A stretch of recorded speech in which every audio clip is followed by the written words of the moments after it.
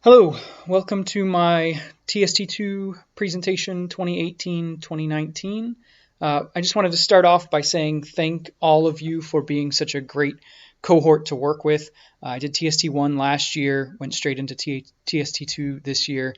Both groups were amazing. I've learned so much just from hanging out and chatting and listening to all of your projects and your ideas, and it really helps me a lot. And so I just wanted to thank everybody for participating, and thank you all for being a voice that is important in sort of learning and developing these ideas. I had a great time working with all of you.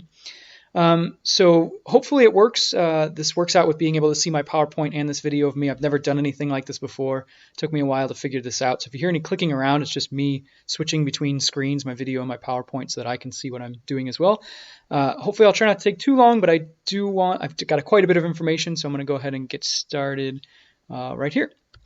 So as many of you know, my theme for this project was on equity in grading.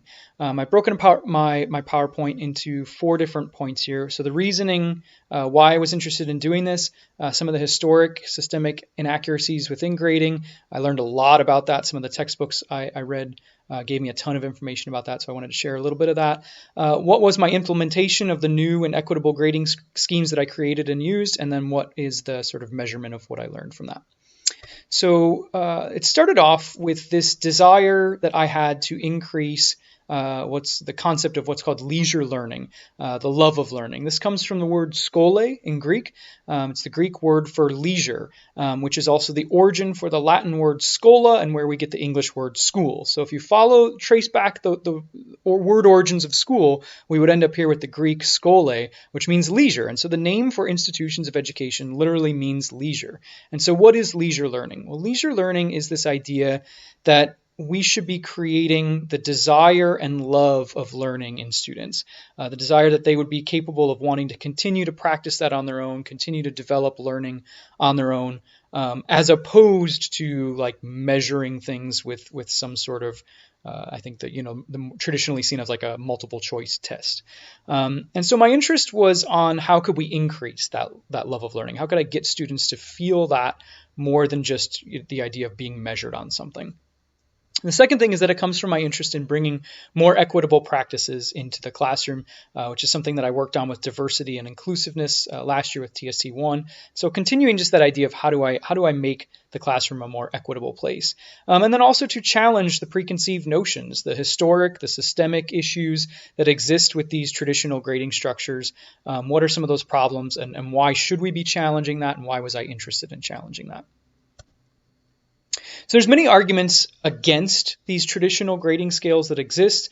I'm sharing just a couple of them here, but many of the arguments deal with the idea that the effects of grading are that grades tend to diminish what students are learning. They create preference for the easiest possible task, a way to sort of game the system. If you know how many points you need to get on something, you only do what you need to do, and that they actually reduce the quality of student thinking.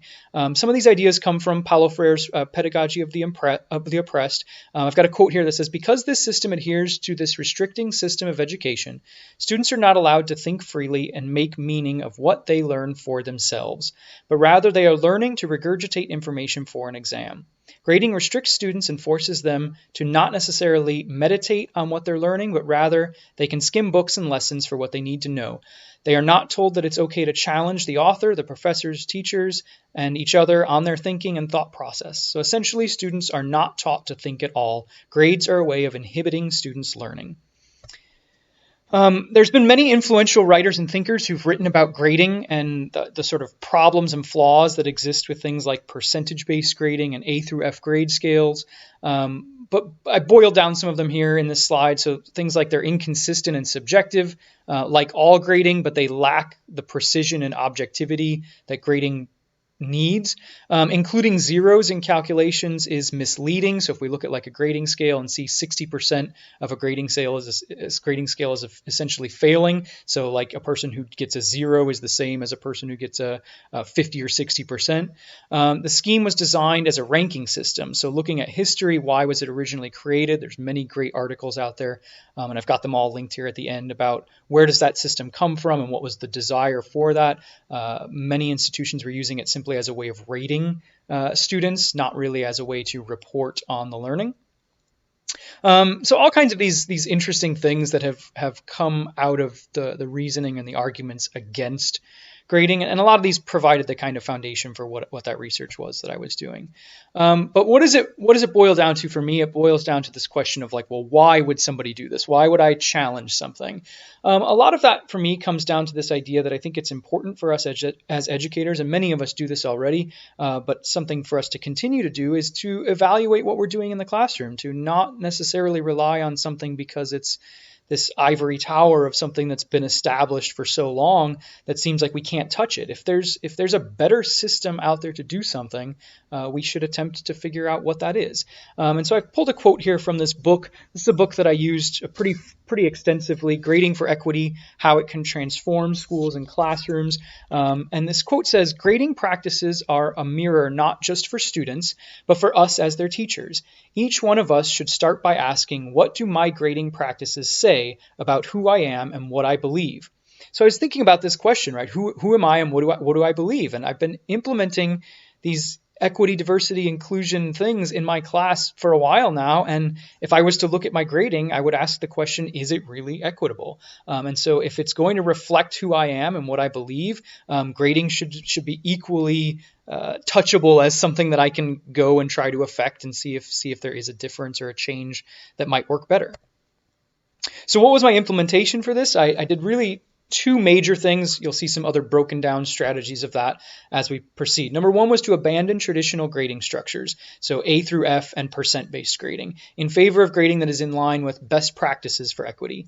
And number two was to administer a pre and a post survey, which is a technique that I used last year in TST1 to gauge students' perception of traditional grading versus non-traditional grading and the effect that it has on them. The implementation comes from this book, Grading for Equity. So the ideas are coming from that book. And really, they outline three major things that you can try to do in changing grading. That this new grading should be accurate, that it should be bias resistant, and that it should be motivational. And so they offer different types of grading practices. You can see the image here for how to affect those three pillars is what they call them. So I looked at those three different things and started to think about what techniques could I borrow from that list that was in line with what I was already trying to do, so that I was making sure to hit these three different pillars. So what is the new grading that I implemented? So the first thing is that final grades in this course would now be based on a 1 through 4 scale. And this scale corresponds to a 1.0 through a 4.0 GPA. The first attempt at this that I did, and this was something I discussed with Matt when we did our applications and pre work on this stuff, was to do a 4.0, 2.5, 1.0, 0.0 scale. This proved almost immediately to be too confusing for students. They didn't understand why those numbers, what was that trying to say. I think the 1.0, 4.0 is easier for them to understand, and it ended up translating itself really well to some other things I implemented as well. I also designed a new rubric to use for assessment of studio work. So this was done in all of my studio courses, not lecture courses. And then last, the introduction of what I call the self-evaluation narrative, a process that was done twice per quarter for each studio course. So another thing that I had to do is I had to teach the students about this. So something I learned last year with working with transparent design was about giving students enough information to make sense of why we're doing things. And so if I was going to do something as big as pulling out that grading rug from underneath them and changing something that maybe they've been used to their entire academic careers, I felt the need to sort of explain why we were doing this. So I've got my previous syllabus language surrounding grading here on the screen. The evaluation section talks about what I'm evaluating, covers more than just the assignments, things like resourcefulness, initiative, active participation. Again, these are studio courses, so those things are maybe a little bit more forefront in some of the work that we do. Then the method of evaluation, so the percentage breakdown, 65% for the drawings or paintings, 10% for a sketchbook, 15% for a research project, 10% for class participation. This is the previous version of what my syllabus grading language would look like. And then my grading scale, which as you can see previously is a really traditional grading scale, A through through F, the percentage, what that equates to for a GPA, little description of how you can get that work. This was stuff that was developed over 10 years of teaching, and stuff that was sort of asked by students, like, can you put this stuff on the syllabus? And so it's kind of developed over time. And I changed all of that. So the new language in the syllabus says, recently I've decided to change my grading scale and policies. As such, I no longer give an incredibly detailed point-by-point breakdown of how to earn a grade in this course. In this studio course, you can earn one of 4 grades, 5 if you include failing. And I tell them I assume nobody's trying to get that grade, so really you've got 4 options. 4.0 equivalent of a high A, 3.0 equivalent of a B, 2.0 equivalent of a C, with the note that's, possibly no credit depending on where in your academic plan you're choosing to place this course or where you might be transferring. 1.0, same kind of thing, equivalent of a D, possibility of no credit depending on where it's going in your academic plan or where you're transferring. And then obviously 0.0 failing grade, no credit. I've got a note that says, I believe that these grades can capture an appropriate range of what a student has demonstrated throughout the quarter. So emphasizing to them that I think this is all we need to do this. But also saying, if you want to know more about the research behind this shift that I'm doing and the sort of pedagogical ideas behind that, I'm more than happy to discuss that with students in person. I actually had numerous students. I think these are more inclined students anyway, people that are sort of interested in these kinds of things. I had a couple students that wanted to be teachers. Take me up on that offer, talk to me after class or in my office about why am I doing this, and they seemed really interested in what the research was behind that. It says grades instead are earned. So again, how will you be assessed? It tells them that I'm looking through all these different things on the rubric, which you'll see in just a little bit here. And in addition to the rubric, each assignment, in addition to rubrics for each assignment, twice we're going to follow this process of what I call narrative evaluation, that self-narrative evaluation, which really is designed to express the thinking and learning that went into the work. So what did they actually learn? What did they actually think about? And when they completed, what were their reactions, both on their side? So what did they learn, and what did I think about their progress? So a narrative evaluation is 2 parts. I will evaluate their work through a rubric, and they will write a self-evaluation, and we'll discuss what that self-evaluation is before they have to do their first one. They do 2 of them, one at midterm and one at the final. I will say also, this is kind of an interesting thing that happened. Originally, this method didn't work. It didn't work as intended at all. My intent was to rely only on the critiques that we did in class, pinning their work up on the wall, doing a critique as we would normally do, as their form of feedback, and to use only this 1-4 scale for the midterm and the final grading. Almost immediately, it became clear to me that this wasn't working for students, that they were left kind of suspended in midair, not sure what their grade was. They wanted a little bit more feedback. They wanted to know how could they know how they were progressing. And no matter how much I told them that, as long as you were meeting these things we talked about, are you progressing your skill? Are you demonstrating the outcomes of the assignment? No matter how much I told that, they still wanted some kind of a number. I think a lot of that has to do with just being so reliant on that kind of feedback for 18, 19, 20 years, whatever, of their education, that they've been learning that. And so I intervened pretty quickly in that process and began using the same 1-4 scale for each project that they completed. So every project, in addition to the regular critique, they would also just get a 1 through 4 on that. I let them know really early on in the quarter when we're discussing the syllabus that the 1 to 4 is only a measure of sort of where is the work at right now. And so I wanted them to know that it wasn't just going to be a cumulative average, so that if you got a couple 4s and a couple 2s, they're not going to average out to a 3. Your grade will not be a 3.0. That this only captures a portion of what we're measuring, and part of it is that, what progress are you making? What is your studio practice like? What have you done? What have you demonstrated in those self-narratives in terms of learning? But at least this way they've got an idea of like, how did I do from assignment to assignment? Next up is I also had to create that new rubric. I worked extensively with Zoe Fisher to design a new universal rubric that could be used in a variety of studio courses, either as a project rubric or as a midterm final evaluation rubric. Here's what that rubric looks like. So it's got a bunch of different categories, progress, work ethic, with descriptions about what those are, as well as these sort of breakdown categories. So under work ethic, we've got things like your time management and your pacing, your focus on the task, your attentiveness, participation and effort on the project, and then the performance indicators. So exceeding, meeting, developing, emerging, insufficient, or missing no evidence, which is really just reserved for somebody who didn't turn something in. I worked really carefully on the language of all of this with Zoe to make sure that it was capturing enough of a range that I needed to demonstrate those outcomes, to make sure that it was using kind of language that we know pedagogically works for students, that it's not the kind of language that would, significantly harm them or cause them to want to stop working. That would be problematic. I also let them know that when they see these rubrics, meetings is not a bad thing. So exceeding is going above and beyond the work, but meeting is great. Meeting means you met the objectives. And so if you see a whole rubric full of meetings, meet check marks, that's a really good thing. And so I just wanted them to know those kinds of things. We talked pretty extensively about this as we worked through. So you can see critique's a part of it. The completed works broken apart into their different categories or portfolio, which is the overall body of work, their homework, their sketches, their in-class things, so things we do for exercises in class.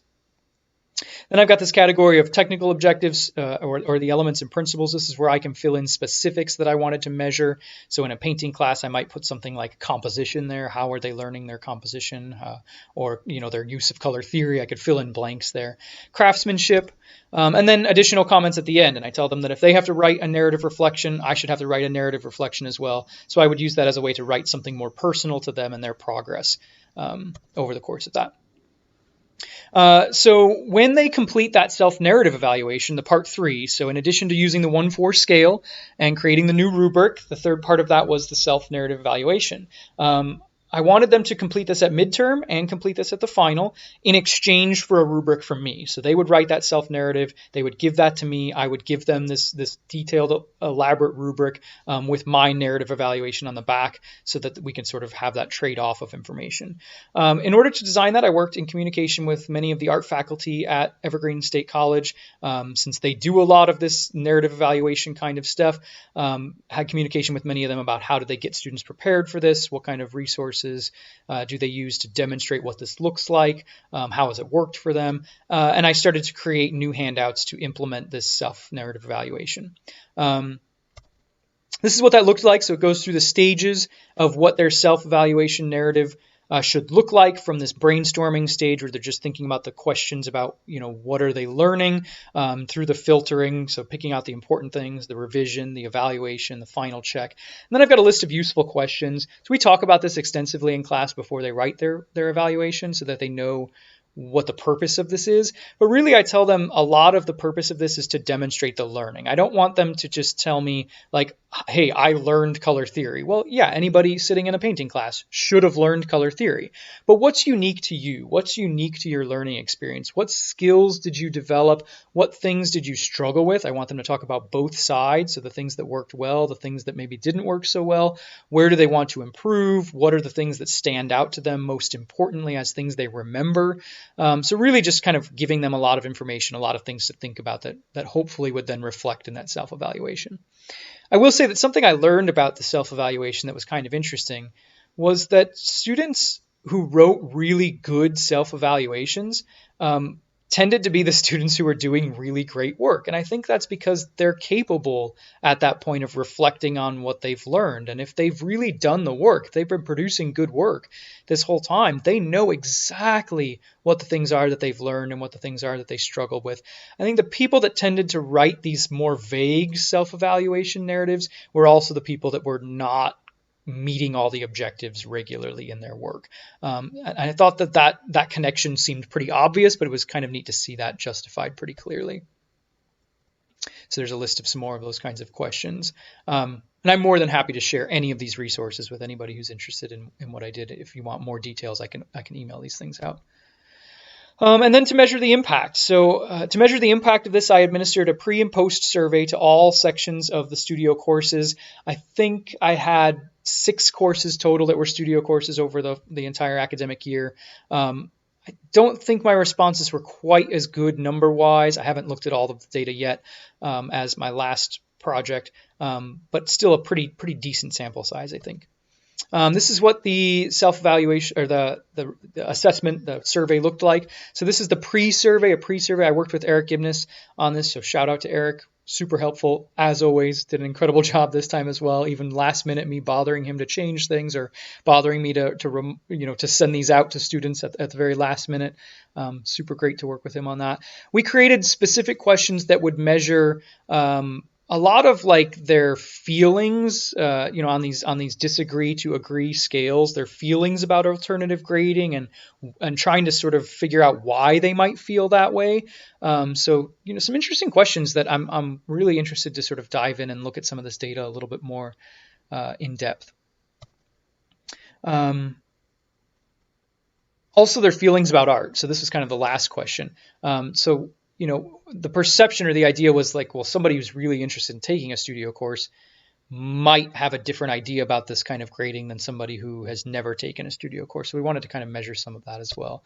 And then here's the follow-up survey. So asking many of the same questions, but also asking some questions about whether or not that comfort level has changed from traditional to alternative grading methods. Now that they've taken the course that has used alternative, how do they feel about it? So getting some different kind of feedback about that. And then lastly, what did I learn? I think, it's important to summarize kind of what I got out of it. So first of all, I got information about the historic and systemic issues and complications with traditional grading structures. I learned a lot of the history of where this grading comes from. The book Grading for Equity has some great chapters on that. I got many other articles and journal articles that I found that talk about the history of that, and learning what are the problems, what are the sort of the bias issues in traditional grading, where did that come from historically, why was it created, what was its purpose, and by reading a lot of that, I learned that it was created for very specific reasons that maybe are not the same reasons we have in play today in academia. So it was kind of interesting to see some of that.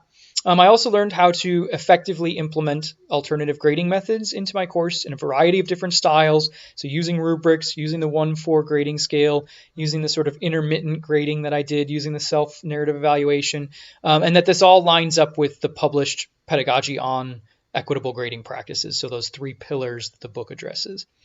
Next up, how to properly write questions and administer pre and post surveys to gather data on the impact of that, both the quantitative stuff and the qualitative stuff. Something I started learning last year. I still struggle a little bit with the data side of thing and making sense of all that, but it's fun to learn that and look at that.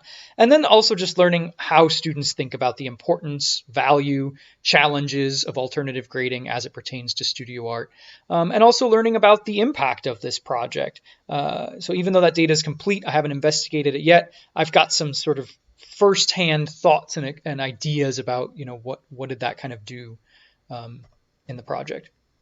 So the impact on me is that it made myself more aware of the importance of equity in grading, which was one of my goals, to really learn more about how to make it equitable and why it may not be equitable in the first place. So just making me more aware of that, I think, is really useful. It's something that I'm trying to further in a lot of the things that I'm doing in the classroom. Impact on students, to be determined to a degree. The data is complete, has not been investigated, but holistically, from my perspective, a couple things that I noticed. So first of all, it seemed that some students adapted really quickly to this, and it worked to their benefit. Admittedly, and I said this before, those are probably the students that would have done well under any grading model, but they were able to sort of understand why we were doing it. I think it made them more comfortable. I think it made them produce better work. But those were already the students that probably would have excelled pretty high. Other students did seem to struggle a little bit with this shift, and I think part of that is because it's new. I mean, can you really expect to fully change somebody's ideas and perceptions of grading if I'm the only instructor they have? Maybe they're only taking one course where they're being impacted by this new grading. Can I really convince them that this is going to do something different in terms of learning? That's a tough sell probably. And so some students did struggle with that a little bit.